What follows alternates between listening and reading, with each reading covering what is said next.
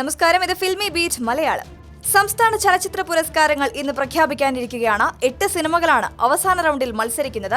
പിന്നെയും, മാൻഹോൾ, കാടുപൂക്കുന്ന നേരം, മഹേഷിന്റെ പ്രതികാരം, അയാൾ ശശി, കമ്മട്ടിപ്പാടം, ഗപ്പി, കിസ്മത്ത്, കറുത്ത ജൂതൻ എന്നീ ചിത്രങ്ങളാണ് മികച്ച സിനിമാ വിഭാഗത്തിൽ അവസാന റൗണ്ടിൽ എത്തിയിരിക്കുന്നത്. ജനപ്രിയ സിനിമാ വിഭാഗത്തിൽ പുലിമുരുകൻ, ഒപ്പം, ജോമോന്റെ സുവിശേഷങ്ങൾ എന്നിവയും മത്സരിക്കുന്നുണ്ട്. ഒഡീഷ സംവിധായകനും ക്യാമറാമാനുമായ AK ബിർ അധ്യക്ഷനായ 10-അംഗ ജൂറിയാണ് പുരസ്കാര ജേതാക്കളെ തിരഞ്ഞെടുക്കുക. ഇന്ന് വൈകിട്ടോടെയായിരിക്കും പുരസ്കാരങ്ങൾ പ്രഖ്യാപിക്കുക. കമ്മട്ടിപ്പാടത്തിലെ പ്രകടനത്തിലൂടെ മികച്ച നടനുള്ള പുരസ്കാരം വിനായകൻ സ്വന്തമാക്കുമെന്നാണ് സൂചന.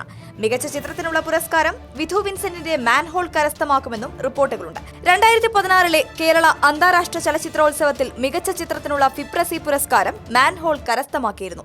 വിനായകൻ, ഫഹദ് ഫാസിൽ, മോഹൻലാൽ, ശ്രീനിവാസൻ, സലീം കുമാർ എന്നിവരാണ് മികച്ച നടനാകാനുള്ള മത്സരത്തിൽ അന്തിമ പട്ടികയിൽ ഉള്ളത്.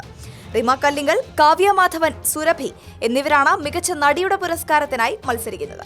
Adoor Gopalakrishnan, Vidhu Vincent, doctor Biju, Sajin Babu, Rajeev Ravi, John Paul George, Dileesh Pothan, Shanavas Babukkutty, Salim Kumar എന്നിവരെയാണ് മികച്ച സംവിധായകനായി പരിഗണിക്കുന്നത്. MK Arjunan, Jerry Amaldev, Bijibal, John P Varkey, M Jayachandran, Ramesh Narayanan, Vishnu Vijay, Gopi Sundar എന്നിവരെ സംഗീത വിഭാഗത്തിലും പരിഗണിക്കുന്നുണ്ട്. ഏതായാലും പുരസ്കാരം ആർക്കൊക്കെയാണ് എന്നറിയാൻ വൈകുന്നേരം വരെ കാത്തിരുന്നേ പറ്റൂ. അതിനു മുൻപ് നിങ്ങൾക്കും നൽകാം അവാർഡ്. നമ്മുടെ എല്ലാവരുടെയും ഉള്ളിൽ കാണും ഒരു ഫേവറേറ്റ് സംവിധായകനും നടനും നടിയും ഒക്കെ. അത് ആരൊക്കെയാണെന്ന് നിങ്ങൾക്ക് പ്രതികരിക്കാം. അവാർഡ് ആർക്കൊക്കെയായിരിക്കുമെന്നും പ്രവചിക്കാം. വാർത്തകൾക്കായി ഫിൽമി ബീറ്റ് മലയാളം സബ്സ്ക്രൈബ് ചെയ്യുക. നമസ്കാരം.